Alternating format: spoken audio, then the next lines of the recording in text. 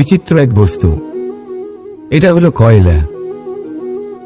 আমি একে বিচিত্র এই কারণে বলছি, ভেবে দেখুন, যদি এটা গরম হয় আর আপনি এটাকে ধরে ফেলেন, এটা আপনার হাত পুড়িয়ে ফেলবে।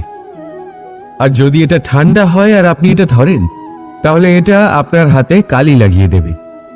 অর্থাৎ যে কোনো পরিস্থিতিতেই, যে কোনো রূপেই থাকুক না কেন, গরম হোক অথবা ঠান্ডা, এটা কোনো না কোনো ভাবে আপনার ক্ষতি অবশ্যই করবে। এরকমই হয় খারাপ মানুষজন, বদ সঙ্গ, ঠিক কয়লার মতো। আপনি যদি কিছু নাও করেন, যাই হয়ে যাক, এরা যদি আপনার কাছে থাকে, তাহলে কোনো না কোনো ভাবে জীবনে আপনার কোনো না কোনো ক্ষতি অবশ্যই হবে।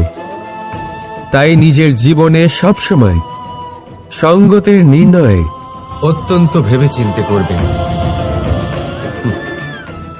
রাধা।